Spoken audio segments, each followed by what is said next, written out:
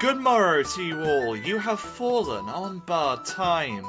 Brought to you by the Royal Holloway Shakespeare Society. You join me, Theo Dudridge. And me, Subhan Hay, as we bear some bardy truths. Hello everyone, and welcome back to another episode of Bad Times. This week I am joined by the incredible and amazing Aaron Barrow. Say hi, Aaron. Hello.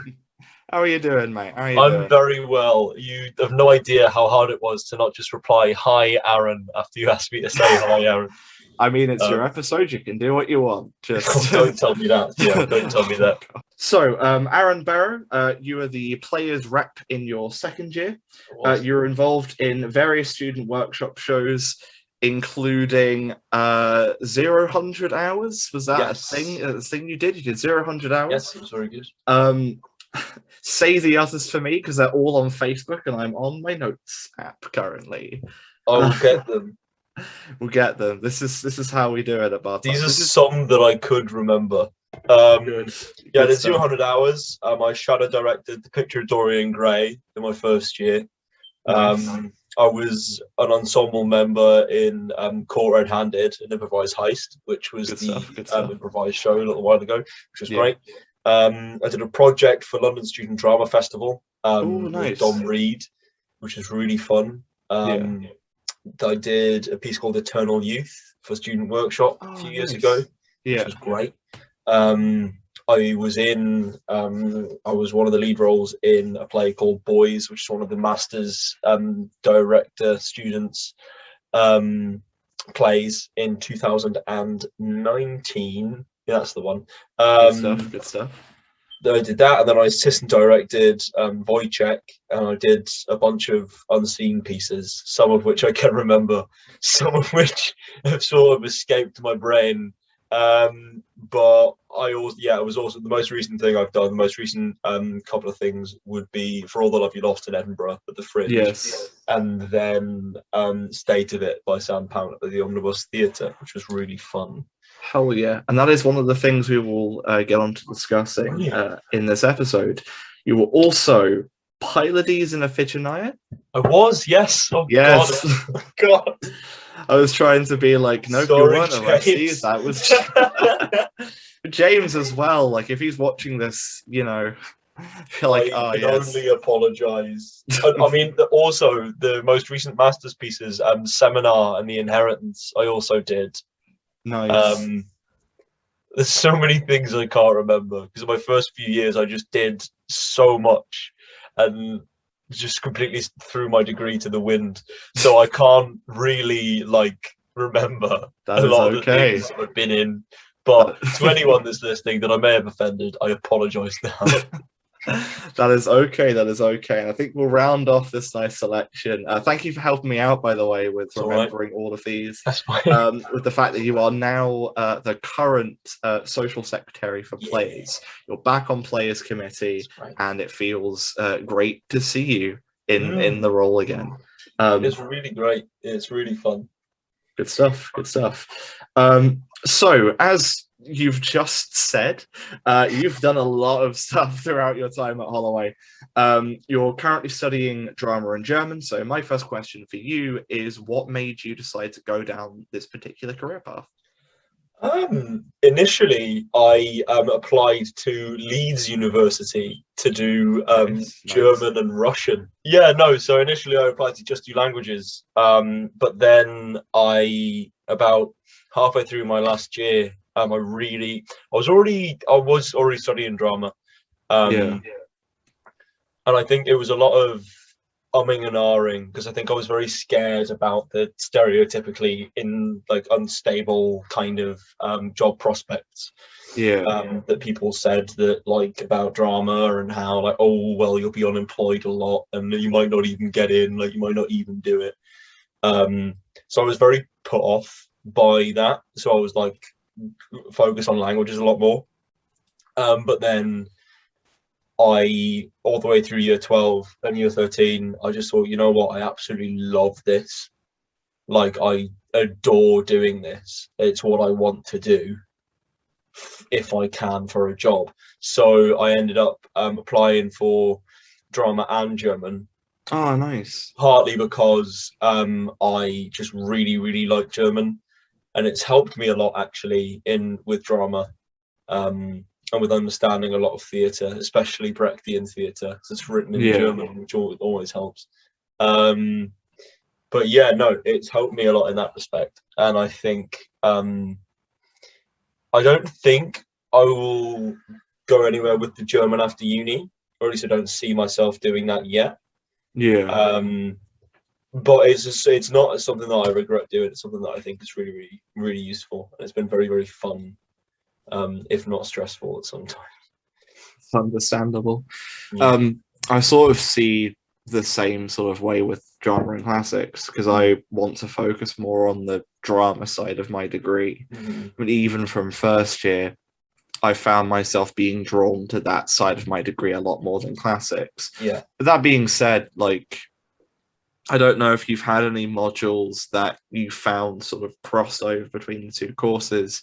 I did Idea of Tragedy in my second year, and I'd say that was probably my most favorite drama module because it, a large part of it was focusing on ancient Greek tragedy, which is really fun to explore. I mean, I've dabbled in and out of sort of Greek philosopher work in other drama modules as well, but like that's just something that I've found really interesting about doing a joint degree. I don't know if that's been a similar experience for you, but Yeah, no, there's been a couple of modules.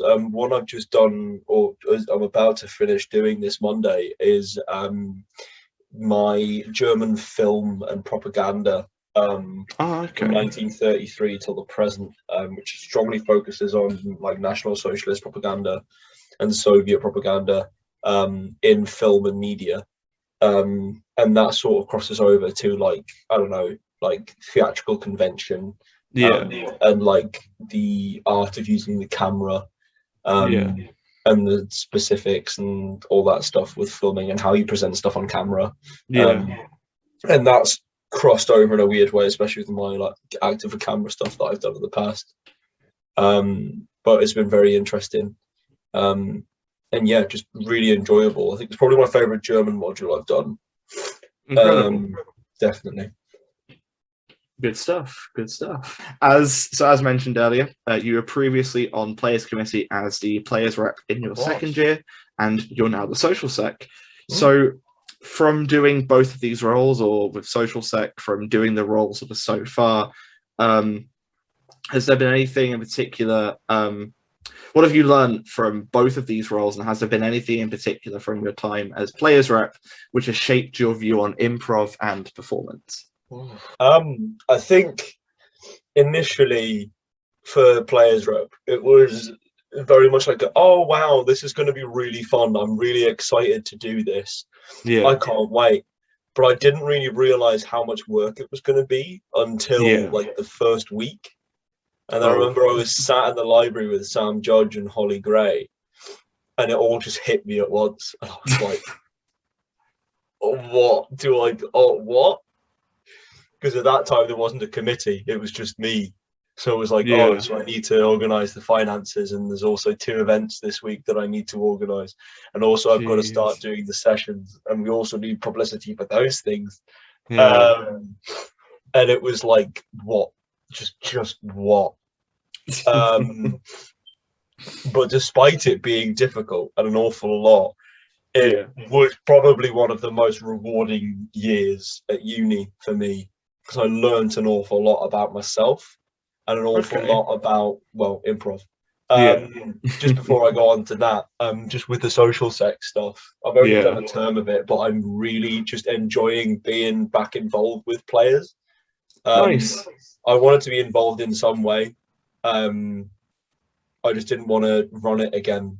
Because don't get me wrong, I absolutely loved it, but I think someone else should have a chance. Someone else should have a go, and James is doing a damn fine job of it. And it's really great to just be involved again and see some new people get involved with improv, and also do some fun socials and some fun events, which I will plug later. You'd love to see it. You'd love to see it. You'd love to see it. But yeah, no, it's been social sex so far has been great. I'm really excited to do more of it because it's slightly less hands-on, but it's still really rewarding and very, very fun. And finally, to answer like your question, I think from doing both of these things, I think what it's taught me about improv is there are a few different ways you can go about learning how to do it. You can either be really committed to it and like absolutely go for it, and you can come to every single player session, you can really take on the feedback, you can give feedback, you can compare more, you can fully throw yourself into it, and you can like just absorb everything and become a really serious improviser and like get through it. I think that's in my second year, I think that was definitely more what I was as opposed to now. Yeah. Because although I feel like I know more about improv, I don't feel like my improv's any better or as good, because I feel like, I don't know, I've had like a year and a half off. So Yeah. it's like getting it all back again. Or you can come in and you can sort of have it as a hobby, which I think is a really lovely thing to have. Especially with people a bit like yourself, you come in every now and then and you have a great time. And then like we don't see you for a few weeks, but then when you come back, we're like, oh, amazing, like hi. And I think it's so versatile and such a valuable thing to have, especially because I have, as you said, I've done a lot at uni, especially with acting and stuff. And I know a lot of directors that I've worked with have always commented on the fact that I can improvise and the fact that I have improvised a lot. And they see it as being quite useful, especially on stage. I remember there was a bit in Boys when someone didn't come on stage for like a minute and a half and they missed their cue completely. Oh god. So I just improvised a little section by myself on stage for like a minute and a half. It wasn't anything other than like huffing and puffing and like walking around angrily. But I just stayed in character, went for it, and then I turned around and someone else came in the scene to try and save it, and I was like, that's the wrong person. But I'm just glad that someone else is here. But then I saw the other person be shoved violently on stage by someone else, so all was good. Love to see it. You love to see it. Good. Yeah, exactly. But I do honestly think that players is such a valuable part of the performing arts community, as well as just my experiences with it, because it has turned me into who I am. Because it's been such a big part of it. I've been doing it for nearly 4 years now, and it's just it's my proper family, and I love it to pieces, and they're just great. I just love it. Before I move on to the next question, I'm gonna, in case any of our listeners want to know a bit of Holloway lore, players used to be part of Drama Society, and then a big apocalyptic event known as, I'm going to use the term Plexit, was... It wasn't that apocalyptic. It was people quite died, It was more diplomatic. It's more diplomatic than it's let on. Do you remember Order 66, when players were having to hide in the bushes and like regroup under the guise of Luke Skywalker? It was a time. But no, the point of Plexit and everything kind of aside, it's now its own separate society, which is why it has a president, which is why it has social sec, which is why it's more of a structured, like any other performing arts society, why it has a structure, why you're able to like have more freedom to it. And ever since you guys have split, your membership has grown massively, and you've also not just kept your same core members and brought in new freshers, but a lot of people from across performing arts societies who you wouldn't expect to, I say you wouldn't expect who want to do improv, but like a lot of MCS, a lot of dance people, a lot of Shakespeare people have been sort of brought you're across. allowed to say that because it's people that just seem insanely talented and they're up there just like absolutely going for it, and then they turn around and go, actually I quite fancy coming and like screaming for 3 hours on a Wednesday night. It's like great. We've got some incredible members of different societies, part of our own, which is really fun. We've got some really fun crossovers this year. I'm looking forward to it. It's great.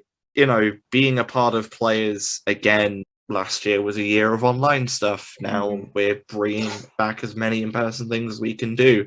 It's great to actually be able to physically see people and bounce off of them, because Zoom improv was an interesting time. Dead are the days of Zoom Pro. Dead are the days of Zoom Pro. Let it stay that way. It's like, it was great for what it was. Yeah. Like, it was making the best of an awful situation.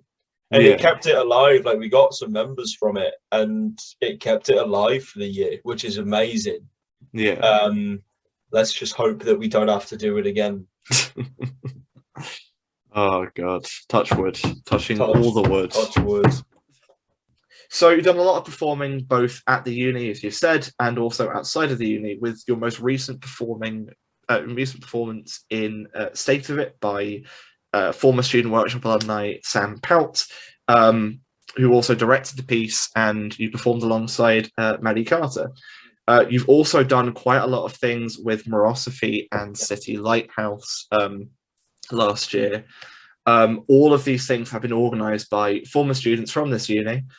So my question to you is, what were each of these experiences like, and how did you get involved in them? Well, I mean, in terms of Morosophy, it was very much, I became quite involved because I auditioned for their Edinburgh Fringe tour of For All the Love You Lost. And then from then, Josh sort of messaged me, and we got talking about other little projects, and I got sent over a couple of scripts for a couple of different things, and did a couple of little projects with them, some of which happened, some of which didn't, but it remains to be seen with what happens in the future. Went to the Edinburgh Fringe in August, which was absolutely fantastic. Good stuff.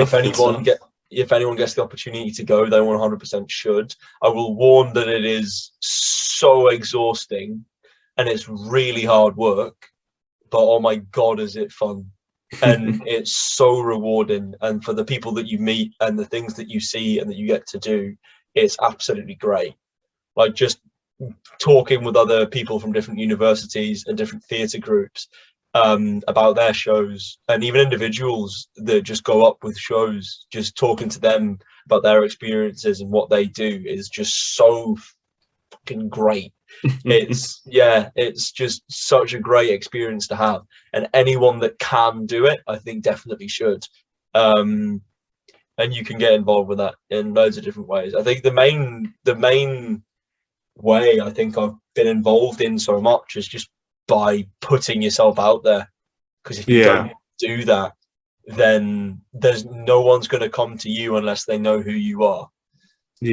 Like, the only reason that I know people, or that myself, that I get asked to do things by people, is because I've done a lot, and so people have seen a good snippet of what I can do, so that they will ask me what to do and stuff like that.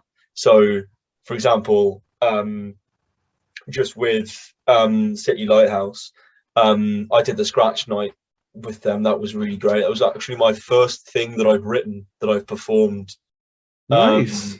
Which was terrifying, but it was great, and it was such a friendly and just nurturing environment, and everybody there was just an absolute credit to the talent and just the morals that company upholds. Like, it's an absolutely great group of people, and I love them all to pieces. But yeah, I think just if you see something that you've never ever done before, whether it be improv or whether it be like Unseen or Matt B, I think Unseen and Matt B are a really good way to get involved with things, because they're really low stakes, Like, Yeah. it's like you just go along, you do it, you have fun. If it goes really well, incredible. But if it's not, if you mess up a little bit, it's not the end of the world. And you've Yeah. had a go and you've done it. And it's just a way of getting people to like see you. And like, if that's what you want, then go for it. But I think the more you want to be involved, the more you have to put yourself out there. Like, you have to give to get in that way. I completely agree. Yeah, that's a really good point. My last question that I've got for you, you've kind of part answered it already with the last point you were sort of making. What advice would you give to people wanting to get involved with more acting? Yeah, I think having an understanding of theory is quite important. Yeah. So I would say that if you're not necessarily a drama student, you don't have to be. But I would, if you want to start pursuing more serious plays, if you want to like look at more in-depth works, I would at least Google a few of the names, like Stanislavski, like Chekhov, like Meyerhold, like Meisner, like that sort of thing, just so that you can have an understanding about sort of the theory that goes into putting a body on stage. Yeah. Even if you don't like, even if it's not like for a serious thing, if you've got like something you want to do and you just want to play this part this certain way because it's funny and you enjoy it, then absolutely go for it. Hell yeah. Like, hell yeah. Go for it. And I think also don't be afraid to ask for help. I think I've seen a lot of people try and do something and it almost seems like they're trying to prove something. Yeah. But never ever be afraid to turn around and throw your hands up and go, listen, I don't actually know what I'm doing, really. Yeah. Can you give me a hand? Like, is it okay if you just ask questions to anyone? And the worst that they can say is no. Yeah. And then you're like, okay, well, I'm exactly where I started. So it's not like you can't lose anything by just asking questions to people. And I think as well, just the way to get involved with more acting is just try as many different societies as possible. I think that's one slight regret that I have, is that I've stayed in a few lanes. Like, I've either done players or I've done drama soccer, I've done student workshop. I've never really expanded from those three. I would have loved to have done a bit of MTS. I'm just terrified of singing. But I think just because you've only got 3 years at uni. I was very lucky to have 4. Yeah. But you use this because like practically free theatre to get involved in does not come easily outside of a university space. Like, if you want to do this sort of thing outside of uni, you've got to pay for it. Like, you really do. Yeah. Like, improv classes are quite expensive. Yeah. As are like acting schools and stuff. So just grab it. Like, you're only here for a limited amount of time. Just absolutely go for it and just rinse it for everything that you can get out of it while you're here. Because you're only here once. I mean, you might not be. You might do multiple things at uni. That could be a complete lie. But like, yeah, I think just embracing it, asking questions, and not being scared to muck up, I think. Yeah. No, I completely agree. I think, as like, drawing from my experiences of throwing myself into things, something I did a lot of in my first year, because I always found when going into uni, I knew that I wanted to do drama and musical theatre, because those were the two kind of things that I was comfortable in before going to uni. Now, I knew a bit of Shakespeare, but it wasn't something I was majorly interested in. I've done improv stuff before with my local theatre company and various different improv games, but again, it's never something I really thought I would majorly get into. But it obviously second year was a bit weird because we were locked down, so there wasn't really much other new stuff you could try really until like the latter half of term. But even actually, now having said that, people were trying to make the most of online theatre or filmed recording stuff in some way, shape, or form, which, from my experience, led me to be involved in several types of theatre that I wouldn't have had the experience or ability to do, having not had the options of putting myself out there for that. But yeah, just if anyone's like looking to join more stuff next term, having had a year of just settling into uni, definitely go for it, because you never know what can happen. Well, yeah, exactly. Like, never for 1 second did I think coming to university, you know what, I'm at the end of my university thing, I'm going to have done 4 years of improv. Fun. I didn't think that. And I never considered improv being a choice. Yeah. Until I found it and went, you know what, this is great. I love this. This is like the best thing ever. Good stuff. Good stuff. You love to see it. You love to see it. You love to see it. So we're now going to move on to the news section. So as mentioned earlier, you wanted to plug some events for players. Yeah. I'm not going to set a timer. That would be mean. Plug your events, Aaron. The floor is yours. Incredible. So coming up at the start of second term, so it'll be about the second week of January, actually probably third week, we are going to be doing a full live version of Taskmaster, players style. So this is basically going to be, we're going to have 5 competitors. We've filmed all of the tasks now. We just need to edit them all together. And we're going to be judging the winner, and they'll get all the prizes from the prize task. And it's going to be a live task too. Come along. It's going to be great. We're also this term really, really excited. We're going to be doing our main term show. But you will have to stay tuned, because I don't know when this is going to go out, so I'm not going to reveal the title of it. I can tell you the 12th. Is it the 12th? 12th, yeah. Oh, no, I'm not going to do it. I'm not going to do it. Google it. If you listen to this, go to the players page. You'll see it on there, because I don't want to get in trouble. That's okay. I wasn't going to press you to get it out anyway. Because we've been keeping this quiet for like 5 months now, because we've known since the summer. Yeah. Damn it. This isn't the right time. Look, I can't stay here for long, but I'm the future co-host for Bard Times next term. And the reason I'm here is to tell you that the players' show is confirmed to be Love Hypothetically, an improvised rom-com. 5 months now, because we've known. I've got to since the go. summer. It's pulling. But yes, the players' main term show is happening. It's a fully improvised 2-act musical. Nice. Which is going to be really fun. Auditions will be in probably the first week back. I think they are, yeah. Yeah, they'll be the first week back. Audition information will be up really soon and stuff like that. So you don't need to worry about that. We've also got a few events coming up that we've not planned yet, but they're going to happen for our birthday, because it's players' 15th and also 2nd birthday. Nice.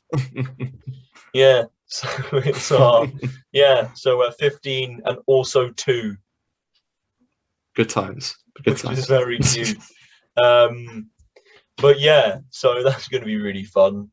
Lots of social events for that. Yeah, I think that might be it. Just come to the shows every 2 weeks, because they're always on. So just come to them. They're happening in the second term too. Hell yeah. Looking forward to it. Looking forward to it. And finally, we're going to talk about, we're going to move on to the review section. So, Aaron, you went to see the musical Come From Away not too long ago. Did. How did you find it? Oh, I haven't shut up about it. And I'm quite glad you brought it up, because I think people are getting sick of me talking about it now, but I don't care. because it was great. Well, it's now on a podcast episode, so Yeah, well, exactly. So if they tuned in thinking, "Oh, finally something new," no, it's come from away again. hell yeah, hell yeah. It was genuinely one of the best musicals I've seen performed. It's absolutely brilliant. The writing alone is fabulous. It's made up of 12 performers and about 6 members of a band. Nice. And what I found really great was that all the performers are like in their late 30s, 40s, 50s. Yeah, There's no one that's really like young on stage, which I found great. I don't know why. It just seemed like a cast full of veterans absolutely going for it. Which was brilliant. And all the songs are just I can't even, like, they're just beautiful. Like it's so funny. Like, there's some really, really funny bits. There's some very Players-esque energy, which I love. yeah. There's a really lovely little romance plot. There's just some heartbreaking moments littered throughout. I know Jade was absolutely but she was sobbing by the end of it. Full shoulder crying. Sorry, calling out like that, but there you go. But yeah, no, it was genuinely fantastic. And I would recommend anyone to go and see Come From Away. It's about it's brief synopsis. It's about there's a little airport on an island called Newfoundland. Newfoundland, yeah. Off the coast of Canada. And basically it's got one of the biggest airports in the world on it. Or it used to be, and they were about to close it down, but then 9/11 happened, and they basically used it for that emergency, and overnight their population went from like 9,000 to like 16,500 people. Jeez, or something like that. It's basically a story of human like kindness. And it's no matter who you are, where you come from, you're a person, so we're going to look after you, that kind of thing. And it's really beautiful examples of that kindness and stuff. And it just, the entire time I just felt on the verge of tears because it was just so lovely. It was great, and I just go and see it. It's at the Phoenix Theatre at the minute. Go and see it. This is an instruction. I really want to. I remember a few years back hearing the soundtrack for the first time and Googling the story behind it, and it's a really beautiful story, and there's a lot of like really nice moments, as you said, like in that musical, and from the soundtrack alone. There's some really great songs. Was it Me in the Sky is one that I really like. It's a song about first ever female pilot. Yeah. It's wild. And also even just the opening number, Welcome to the Rock, is great. The beat's super funky. And it just introduces the whole thing in a really nicely like sealed like little, there you go, this is the plot, this is where we're gonna go. And it's great. I feel like I've said great loads, but we're going with it. You'll have to see it. You'll have to see it. I think we're gonna end it there. I think that's a really nice way to take your analogy. That's a really nice way to kind of wrap up this episode. So Aaron, thank you very much for coming on the podcast. Thank you for having me. It's been really, really fun. Go see Shakespeare's Things. Thank you, Aaron. You'll love to see it. Love to see it. Thank you very much for tuning in to this episode of Bard Times. I have been your host, Theo Dudridge, and in the words of the Bard himself, you Banbury cheese.